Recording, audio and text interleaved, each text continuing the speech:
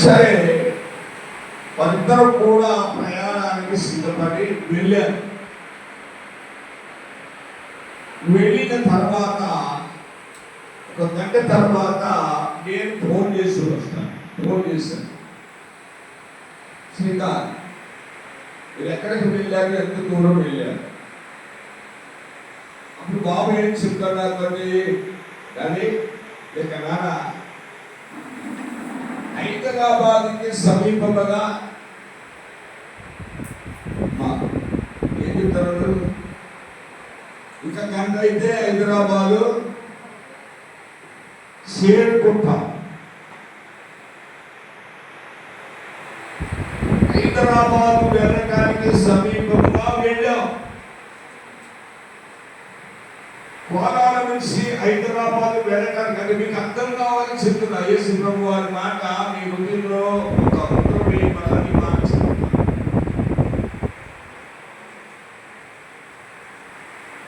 ఇంకొక గంట అయితే మేము హైదరాబాద్ చేరుకుంటాం.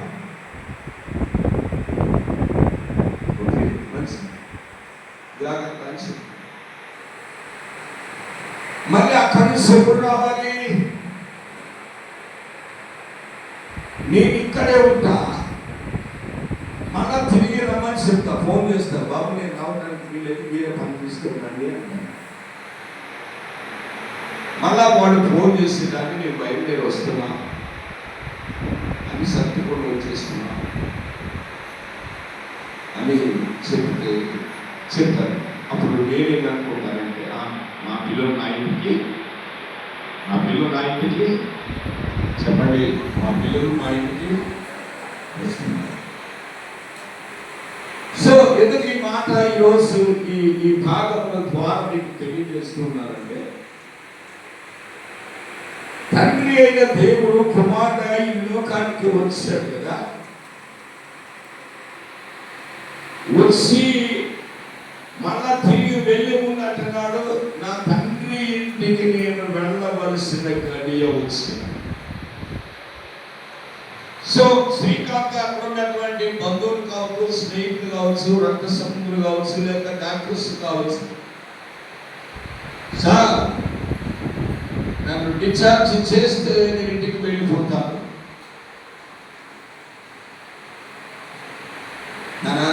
డిశ్చార్జ్ చేస్తున్నారు, మళ్ళీ నేను ఇంటికి వస్తున్నాను, రాగండి, నేను దేవుడిస్తున్నాను అంటే నేను పంపించినటువంటి కుమారుడు కుటుంబము వీళ్ళు అక్కడికి వెళ్ళి ఆ పని పూర్తి చేసుకుని మళ్ళా ఎక్కడికి వస్తున్నారు చెప్పండి అమ్మా, ఎక్కడికి వస్తున్నారు చెప్పండి. మళ్ళీ బుధవారం రావాలంటే ఎక్కడికైనా పోవాలా? రైట్.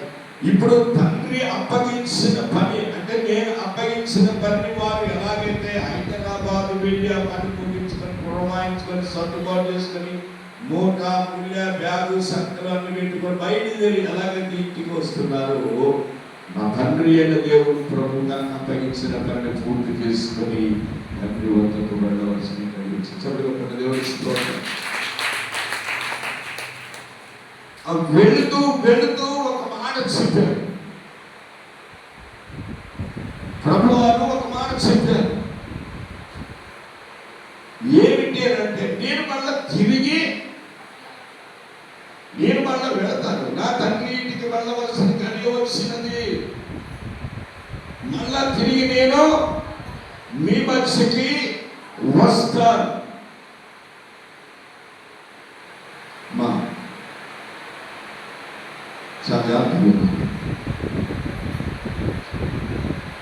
నేను ఏ రీతిగా వెళ్ళుస్తున్నానో మళ్ళీ అదే రీతిగా నేను మళ్ళీ మీ వచ్చి వస్తాను.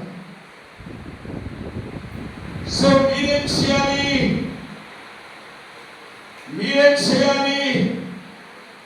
వాడికి ఒక పని అప్పగించాడమ్మా, అంటే వాడికి ఒక పని అప్పగించాడు. నేను వచ్చేంత వరకు స్తోత్రం మీరు మెలుగుతూ ఉండి, నేను మళ్ళీ వస్తాను, నా తండ్రి వద్దకు నేను వెళ్ళవలసిన గడి వచ్చింది కాబట్టి వెళుతున్నాను. నా తండ్రితో మళ్ళా మాట్లాడుకొని మళ్ళా తిరిగి, కాబట్టి మీరేం చేయాలి? ఈ మాట అన్ని మాటలు గుర్తుపెట్టుకున్నారు, కానీ మళ్ళా తిరిగి వస్తానన్న మాట వాళ్ళ మనసులో. క్రీస్తునందు మీకు ప్రియమైన దేవుని బిడ్డలారా, 12 మంది శిష్యులు ఆయన వచ్చారంటే తిరిగిన వారు, పదే పదే ఆయన మాటలు విన్నవారే, పదే పదే ఆయన కార్యాలు చూసిన వారే, అద్భుతాలు చూసిన వారే, ఆశ్చర్య కర్మలు చూసిన వారే, ఆయన ఎక్కడికెళ్తే అక్కడ వారితో కలిసి ఉన్నవారే.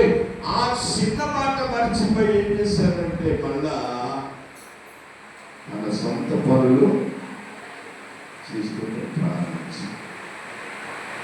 అది ఏ విధంగా వస్తుంది వారికి రక్షణ? వస్తుందా వీరికి రక్షణ?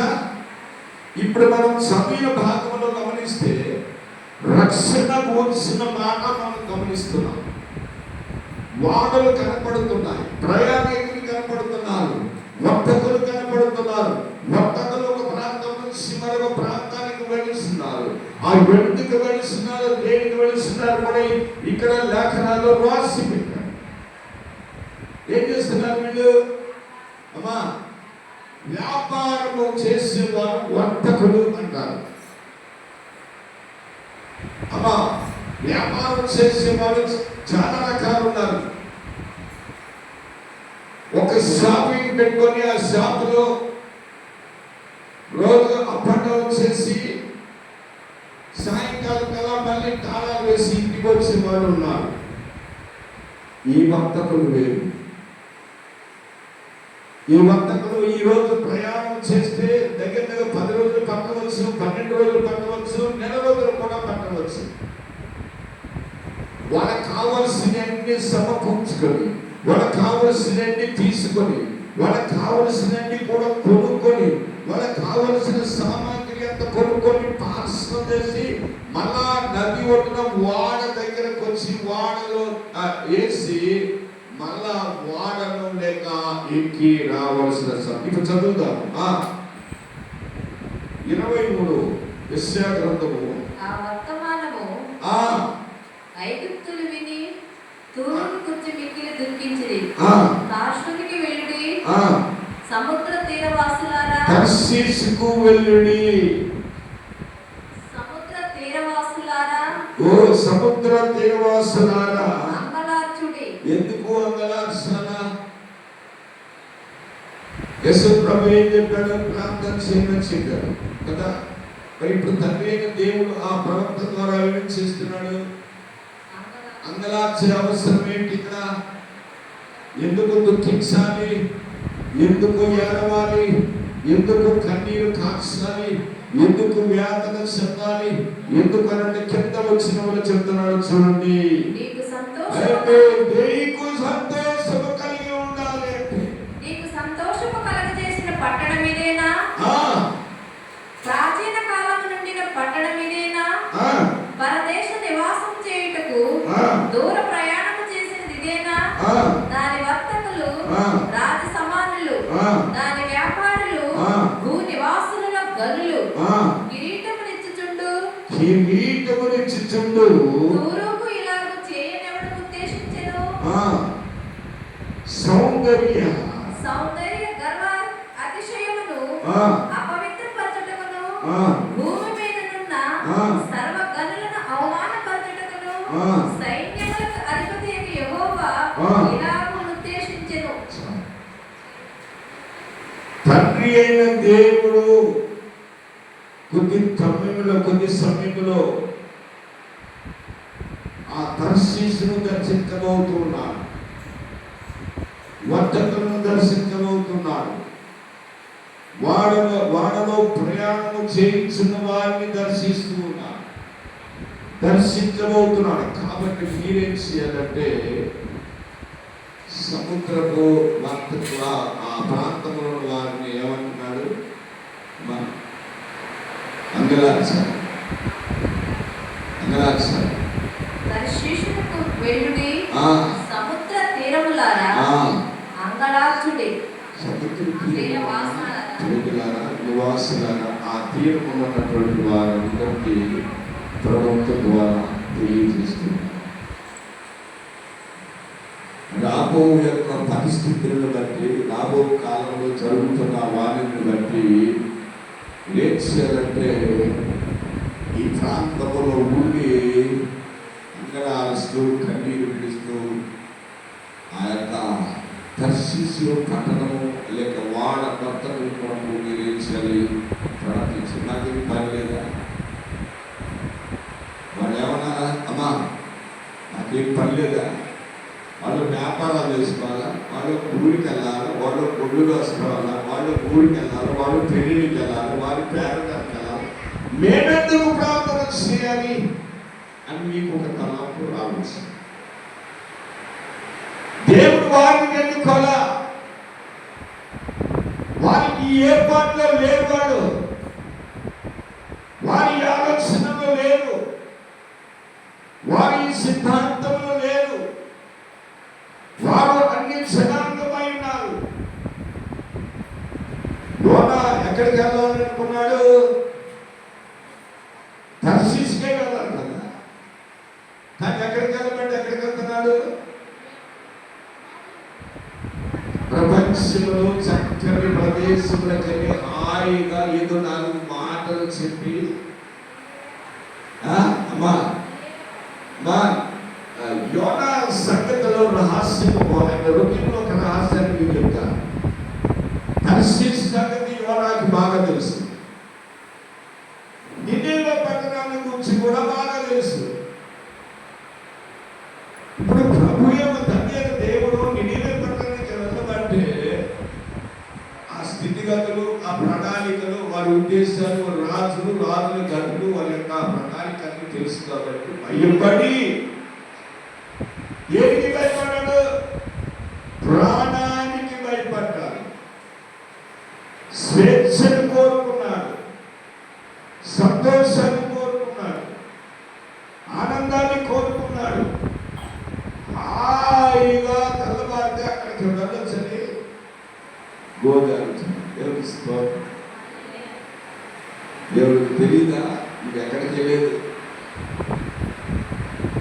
మా యోనాని దేవుడు ఎందుకు అంత గట్టిగా శిక్షలోకి తీసుకొచ్చాడంటే దేవుడి మాట వినకపోవడమే.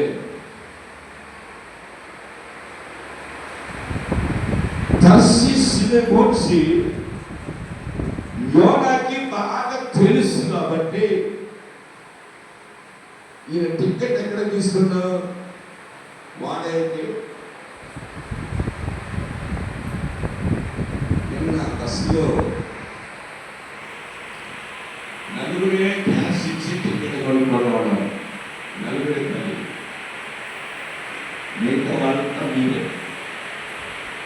మీరే ఇంత అమ్మాయి కాటి టికెట్ ఉన్న తల్లి అంత అమ్మాయికి ఎందుకు అంటే హాస్టల్ గుంపులు పాఠశాల ప్రవేశం.